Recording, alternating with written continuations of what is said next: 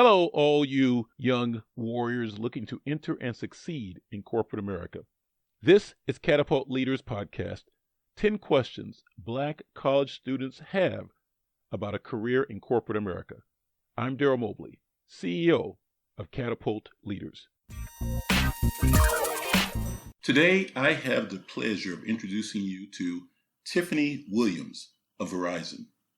Tiffany is a global diversity and economic inclusion lead at Verizon.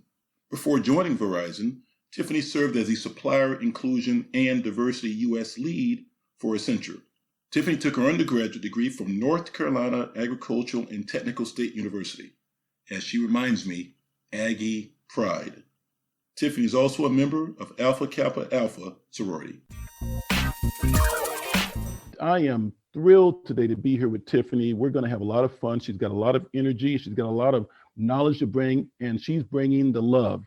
Tiffany, you ready to get started? I am ready to get started. In your experience, what do employers look for most when they're looking to hire for an entry-level position? Recruiters and employers are looking for young people who have college degrees. And I think it's less about, maybe less about the college that you attended or, kind of what the degree subject is in. Unless it's, they're looking for an engineer, then they would like you to have an engineering degree. But I also think that when you have a college degree, the employers, they kind of have an understanding that you've committed to something, that you went into college, you made a commitment, you worked hard for 4 years or, for 5 years, whatever your plan was.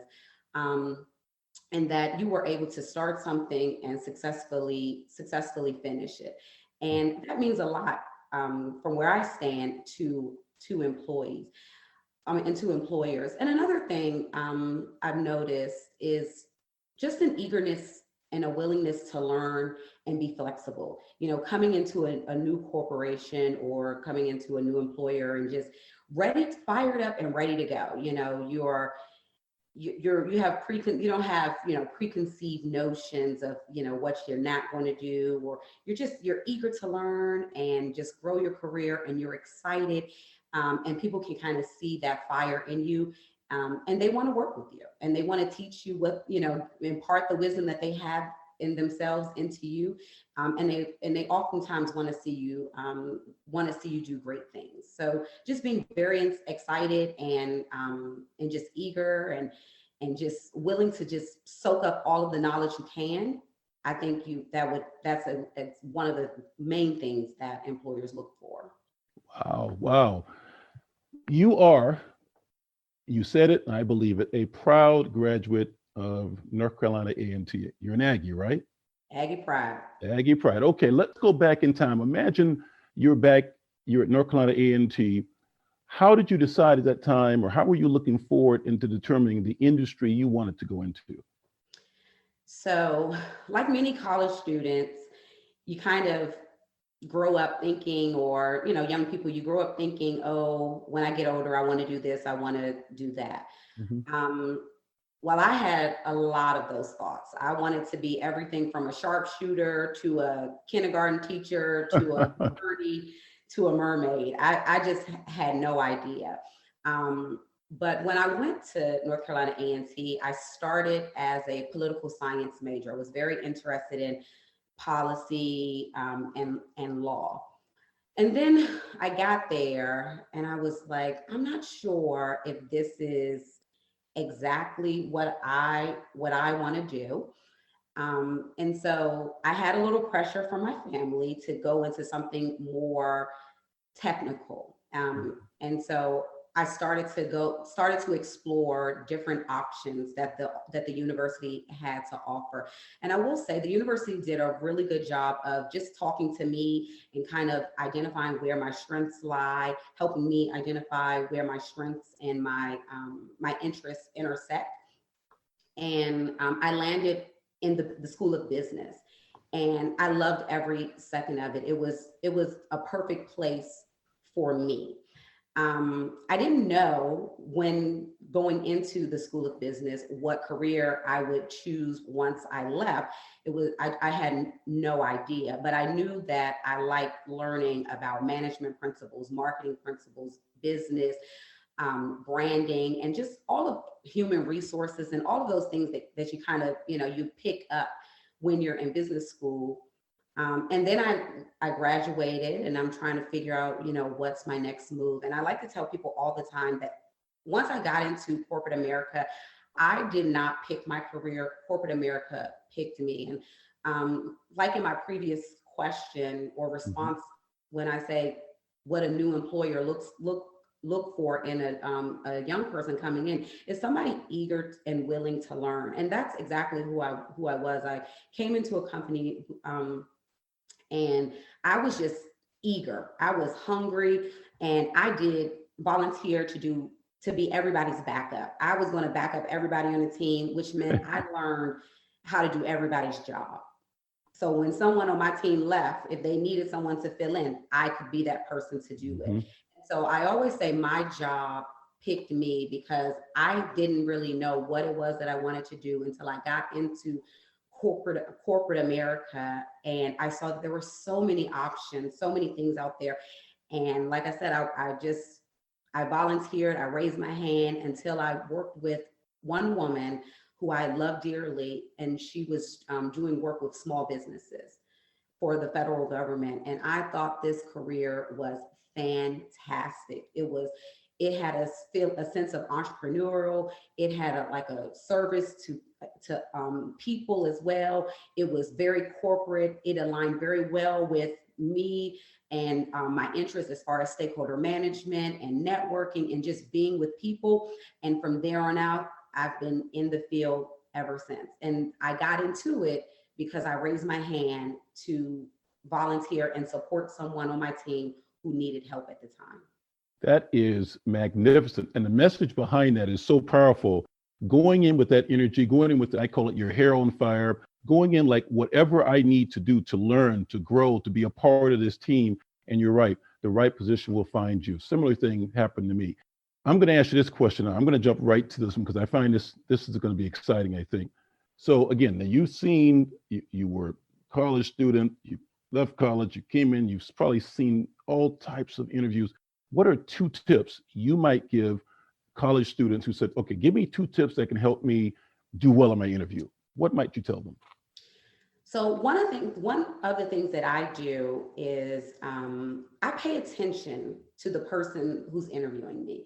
I pay attention to their mannerisms, their style, their voice inflection, just so that I could position myself and help to create an environment that makes the interviewer comfortable, as well as creating a space that makes me comfortable. Mhm. Because I know that the interviewer is trying their best to make me comfortable, and I never know if this person who's interviewing me, if it's their first time interviewing me, or if this is just the part of their job that they don't like to do. Right. And so I really do try to pay attention to the person to kind of see if there's any way that I could shift maybe my energy, just something in the atmosphere, so that to maximize the comfort level of us both. And so I do pay attention to people and how they show up. And then the one thing that I never leave an interview without doing, I always ask at the very end of an interview, is there anything that you are uncertain about me and my qualifications? Is there something that maybe I've left off? Maybe you have one last question, maybe something you don't understand about something that I've said, something on my resume, anything. Because I would hate to leave the interview and the person interviewing me said, oh, I wish I would have, I should have, because oftentimes they're not going to call back and Mhm. ask that clarifying question. And one of my second job that I had, that proved to be very beneficial. I was interviewing for a job at Accenture, large consultant firm. Mhm. And before I left, I asked the question. I said, is there anything that you're unsure about? Anything that I can clear up? Any questions you have? And the hiring manager, he said, you know what? You are listening to a Catapult Leaders podcast. For more information, visit catapultleaders.com. Back to the podcast. And I was on my way out. He said, you know what? You live about 45 minutes away from this office. Is this going to be a problem with regards to your commute?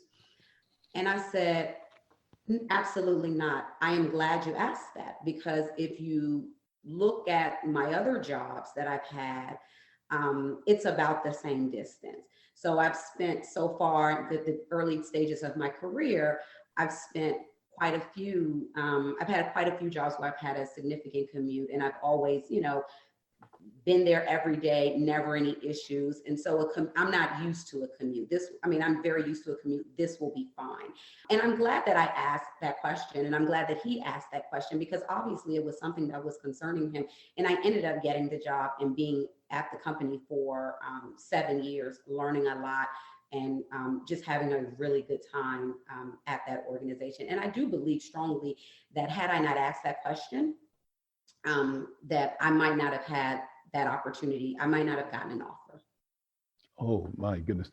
I asked for 2 tips. You gave a lifetime worth of tips to. That is fantastic. Please, everyone listening, remember the tips she gave. Remember the specific steps she took, and articulate the question. I love it, Tiffany. Articulate the question just as she asked it. It's fantastic.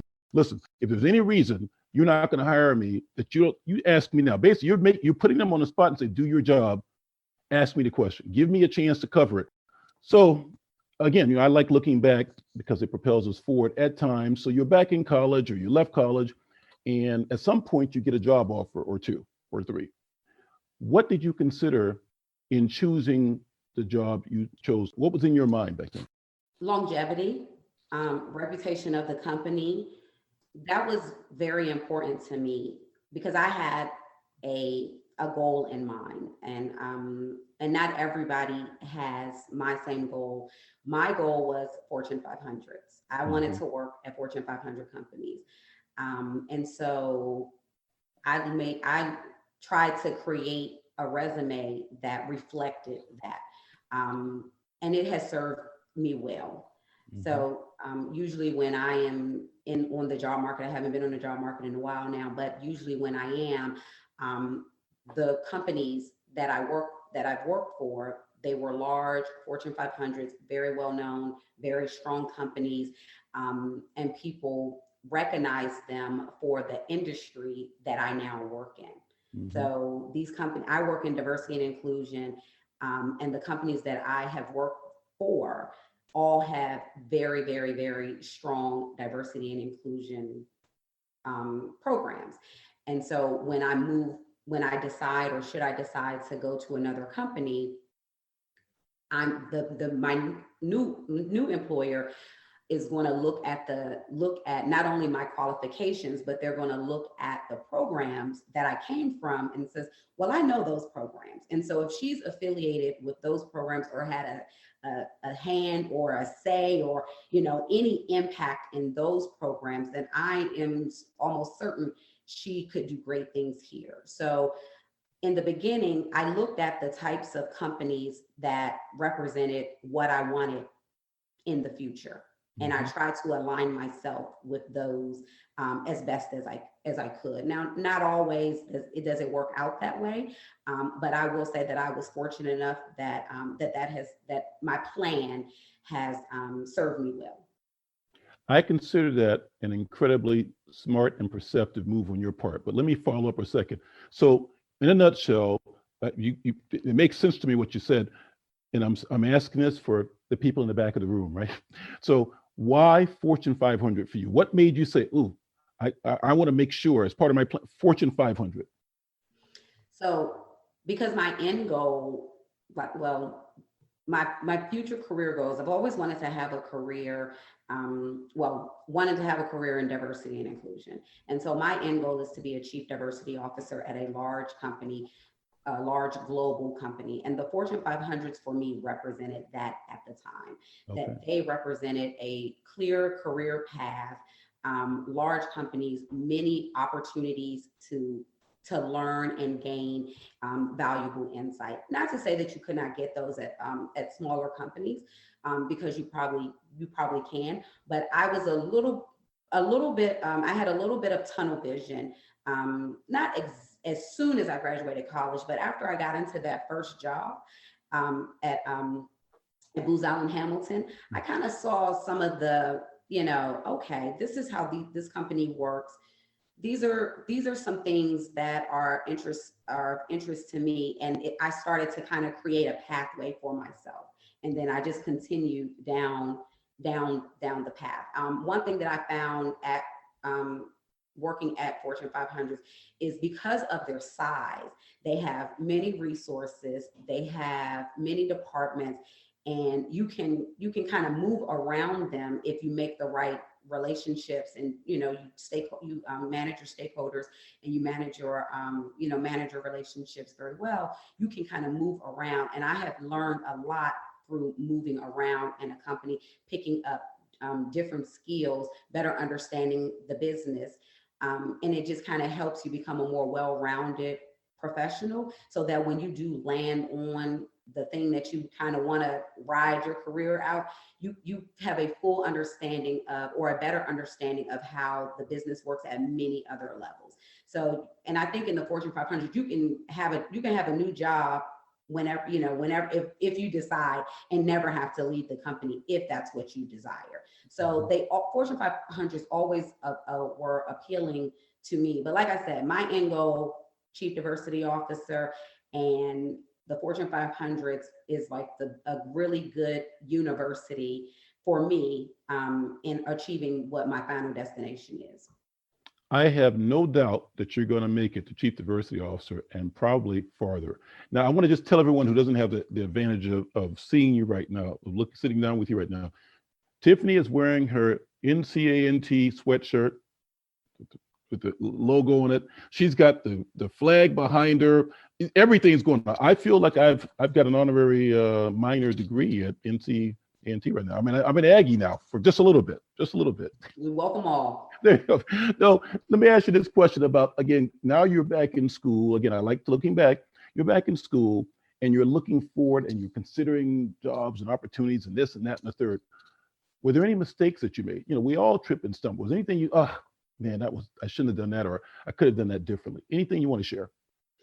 So, well, this was a job that I was going after when I was a college student. So, college student, I wanted a job my senior year or maybe junior year, whatever year, I didn't know better. I went to a job interview and I wasn't dressed properly. I had on black slacks, I had on a black blazer, but I had on a hot pink shirt under it. And, I came in there with my hot pink shirt and I was just talking a mile a minute. And my energy was a little overwhelming when I think back on it. I was just like, and I think it was a bit too much. I was interviewing for a job at, I think, like a medical practice. So, I'm working as maybe a receptionist in a medical practice. And I just, I learned that day through my business school, I learned through business school that, you kind of have to wear a suit. It would be nice to wear a suit and no hot pink colors and maybe black or navy. And, but it takes me back to one of the things that I said earlier is trying my best to create an environment where the interviewer can be comfortable with themselves and comfortable with me. And I know in that moment, thinking back on that moment, I did not make the interviewer comfortable. In fact, I think I made the person very uncomfortable. Pay attention to that. And I think that was probably one of the biggest blunders that I recall when interviewing for jobs. What's beautiful about that example is it does go back to your original thesis about making the person you're interviewing with comfortable, understanding the environment you're in, and kind of matching that environment. It's like if you're going to If you're going to be on a team, wear the uniform. Okay, you got to put on the right jersey. How do we know you're on our team? Wear the right jersey. Everything to make them to get them where they are, such that they don't have anything blocking their awareness of you, but the brilliance you're bringing to them via the interviews. You are listening to a Catapult Leaders podcast. For more information, visit catapultleaders.com. Back to the podcast. This is very good. If you were to think about your preparation, like you took that first job, the first job you took it, and then you go in and you're doing what you're doing. Are there one or two things you would have changed about your preparation for that first job? Now looking back, you did well, I'm sure, but boy, I could have prepared better for it.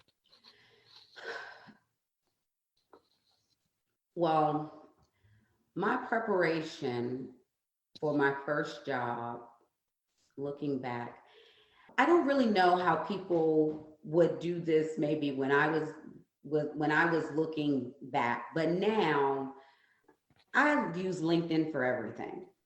So I don't know that I would have had the opportunity, because I'm not exactly sure if LinkedIn was a thing when I was looking for a new job, or if they had anything similar like that. But if I was a young person looking for a job now, I would check out the people who I'm going to interview with on LinkedIn. I want to know who they are, what they look like, what are some of the things that are of interest to them, what's on their profile, what are they posting, what types of articles or communications, who is our network, who in our network aligns or, with one another. Do I know someone who knows you, and vice versa? Like, how can I get more information about this person? One thing that I will say is I would continue with researching the company. I feel like as I matured in my career, that question has not as asked as much as it was when I was first interviewing, like, tell me about the company. And people like kind of stopped asking that. And then most recently, the question started coming back up again. Tell me about the company, or why us? Why do you want to work here?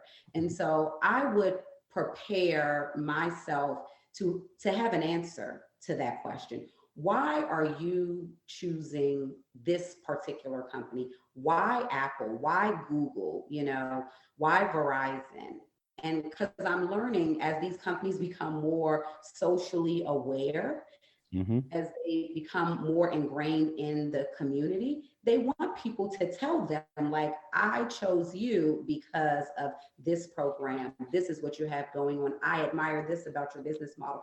They may not be looking for, tell me who the name of our CEO is, and, give a book report on the company, but they want to know that you have spent some time with these companies, learning about these companies and their values, and see if they align with your values. And so that's how I would prepare. I would look up the hiring managers. I would look up the people within the team, potentially the team that, I might be joining, or I have an idea that I would be joining. And I would just kind of try to learn the person. And that's very important to me, because that's how you have jobs. I know that it's a job, it's a role, but I'm not going in there in a bubble. I'm going to be working with other humans. And so I want to learn the people, understand them, build relationships with them, so that one, I can ace the interview, and two, once I get the job, I know that I can, I have a good chance of being able to work very well with the people on the team. So as much information as I can find through resources like LinkedIn on the hiring manager, the team, the organization, their interests, and then information on the organization and the values that they hold, and just kind of make sure that I can identify the ones that align with my values as well. Tiffany, you are giving a master class on preparing for a career. This is phenomenal. So I'm right here at this point right now, and I'm feeling fantastic. If we just stop now, we're not. But if we just stop now, I think you really nailed it. Let me ask you this question. So you look back, and you think about yourself, you think about a lot of college students now, people trying to enter the market. how important, if you were to speak and share with people what you're doing, how important would you say location of the job is to accepting that job? What would you advise people today? So if this was 2003 and I was graduating college and there was a job in a different state other than my home state, I would say go forward and take it. It shows flexibility. It shows your willingness to adapt and grow, and you're uncomfortable with being uncomfortable, because anytime you leave college and go to a far off land or place, that shows that you're a risk taker. Hmm. I have to be very transparent. Now, I don't know that I would make those same decisions in a post George Floyd world. I don't know that I would have to do a little bit more research to make sure that where I go, I feel safe. I've had some experience with relocation, and I did not feel safe, and I had a bad experience in taking a chance for a career opportunity, and unfortunately, the location did not work, but the job was the best thing that ever happened to me. I met amazing executives, awesome team, best team I've ever worked with.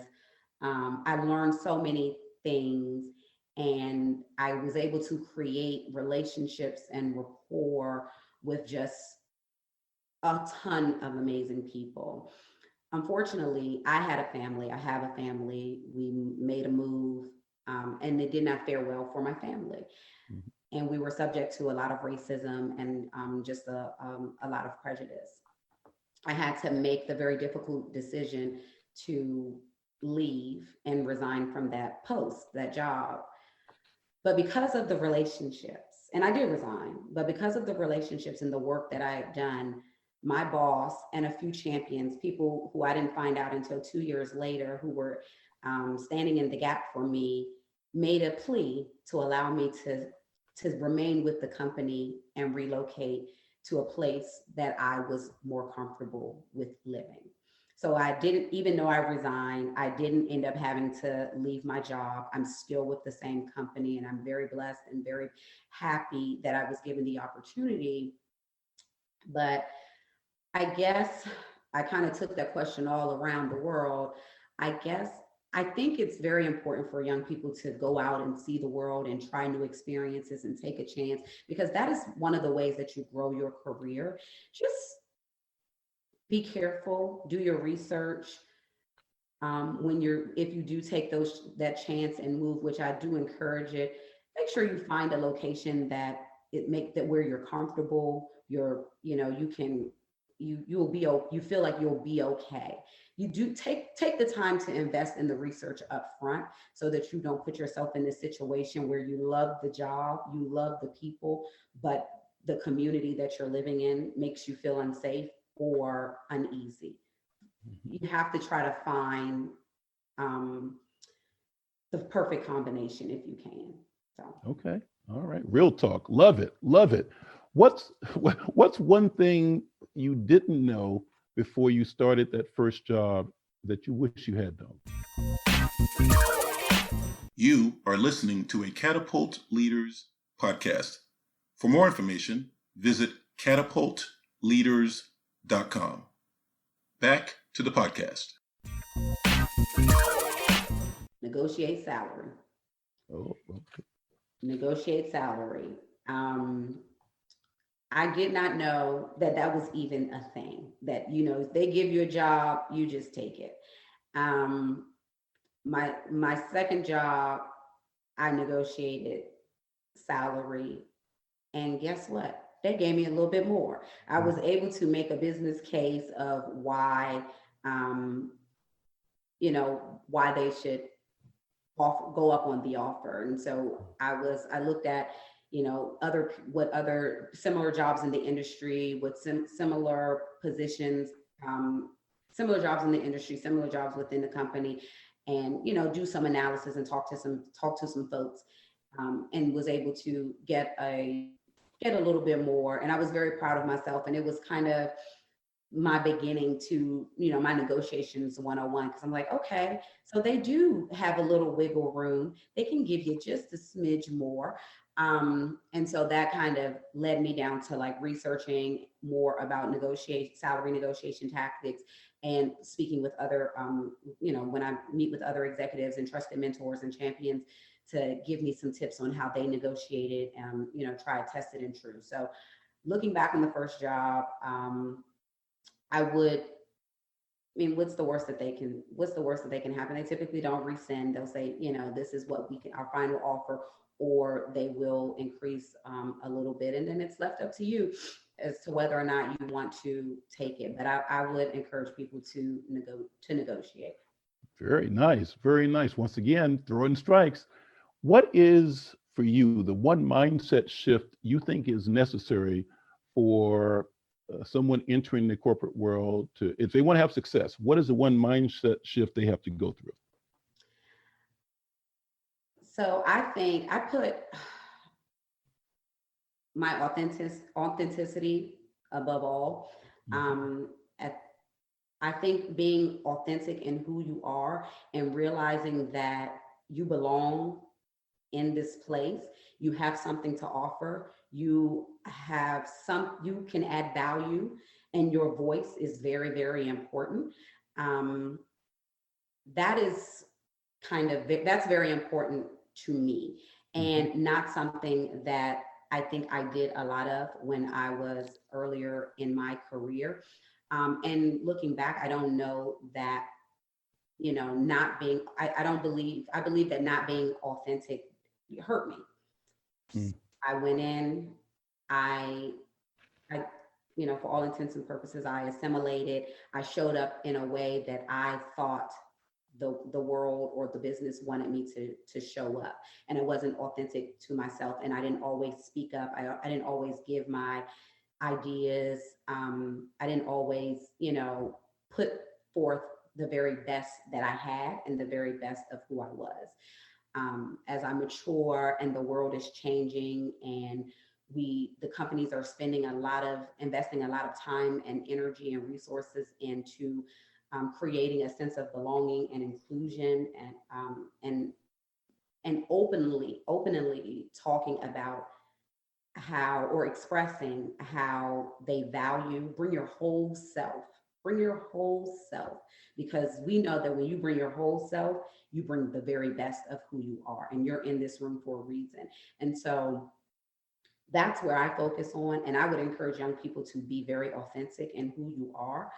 um, and I don't say that with the so lighthearted as that if you are your authentic self, that you would be welcome in every room that you Mm-hmm. entered, because I am not as that naive to think that. But when you are your authentic self, you will be welcome in the rooms that you are supposed to be in, the right rooms for you. So if you're in a room where you cannot be who you really are, you probably are not going to be happy. You probably are not going to last very long. And you're probably not going to be your very best. So when you are authentic and you get into that room that welcomes your authenticity, then that's where you thrive. Be authentic. Let me ask you a question. Can you give me an example of what you were doing that was not authentic to you? Sure. So my natural hair, that Mm-hmm. was a big one. Um, I would not wear braids. I would not wear my natural hair, um, because no one else was.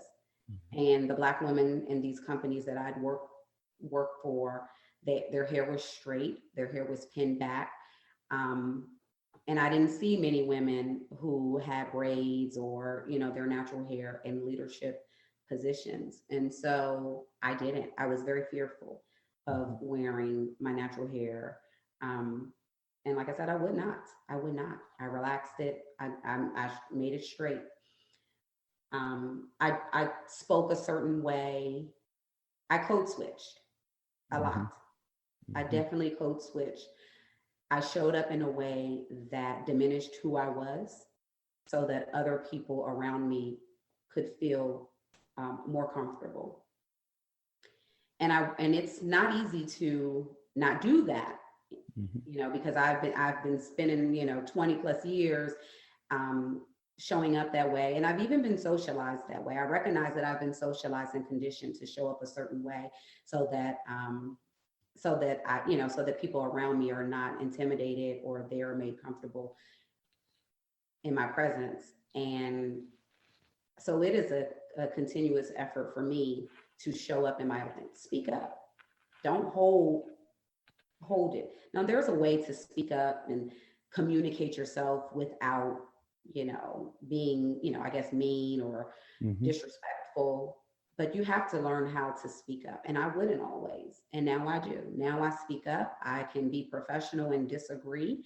I wear my braids if that's what I choose. As you can see, I have some braids now. Yes, you do. But I realize that I stifle myself because what they see on my resume, that's who they want. Like they want me to bring all my skills. They want me to bring all of my thinking. They want me to bring all of the things that make me great. Well, I can't bring those things if I can't bring Tiffany. Okay. So authenticity is very important to me, and I would encourage young people to tap into theirs. Okay. On the situation, that is so much there. So much is fantastic about authenticity. And you're right. When you don't bring your best self, then what's it all for anyway, right? Why are you doing this, right? That's ridiculous. So, all right. So let me think. This is the final question. Although you're so interesting, maybe we'll answer more. But here's the final question. On those occasions when it's been so, how have you dealt with being one of the very few Black managers in your company? So early on in my career, like previous to some other comments, is I kind of dimmed my light. I didn't want to be too noticed. I wanted to just kind of fit in, because I certainly didn't want to be noticed for anything that was associated with anything that was negative. So I didn't want to be, the angry Black woman, or I didn't want to be, anything that was associated with a negative stereotype that people kind of just have in their minds. So I did my work. I kept my head down. I volunteered, and I assimilated very well. Here we are 20 years later, and oftentimes I'm still the only Black woman in the room. And now I use it as my advantage, to my advantage. If I'm the only Black woman in the room, then guess what? Everybody notices that I'm there. And I'm going to capitalize on the fact that you will remember that I was in that room. You may not remember anybody else was in that room, but you will remember was in that room, right? Because she was maybe the only Black person or Black woman that was in that room. And I'm going to speak up. I'm going to add my voice. I'm going to give my ideas. You're going to associate me. I'm going to make it very easy and do my very best that you're going to associate me with a person who is not afraid to speak up, who is not afraid to be a part of the team, who is someone who comes to the table with innovative thinking and ideas, and someone who is willing to work towards whatever the strategic goals and missions of the organization or the team, or whatever the task is at hand. I am going to use my voice. I have but one light, and I must shine it. It's just I have to let everybody know that I am in the room. I don't hide behind my Blackness. I don't hide behind my gender. I'm just, because those things are important. They make up who I am. And so they shape the way that I think, they shape the way that I work. And I use them for my advantage. Oh my goodness, Tiffany, killing it out here. My goodness, this entire talk with you has been authentic at a level that is just amazing. And I want to thank you now, and thank you for everyone who will hear and see this. It's really remarkable because you really reached inside yourself and shared things that many people have not shared or hesitant to share, or maybe it's not their experience. Anything can happen, right? But by covering this now, I think you're going to enlarge and strengthen a lot of young folks, women and men who have these thoughts in their, when you're young, you don't know, right? You don't know. So you're out there and it's just this crazy, wild, mad world, but you've kind of given a roadmap for it. And I want to thank you for all of them. Thank you so much. Thank you for the opportunity. I really appreciate it. Thank you. You will be a chief diversity officer sooner rather than later. Yes. There is so much to unpack from today's discussion with Tiffany Williams.